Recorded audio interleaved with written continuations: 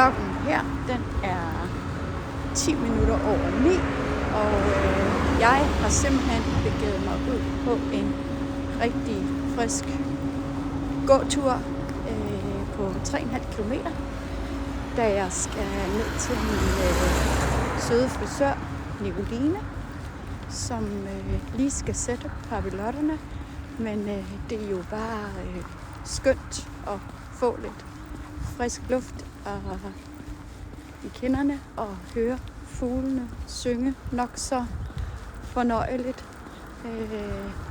Det er køligt, så jeg fryser lidt om fingrene, så derfor vil jeg slutte herfra og bare ønske jer alle en rigtig, rigtig god dag, og så ses vi forhåbentlig lige pludselig derude. Hej hej!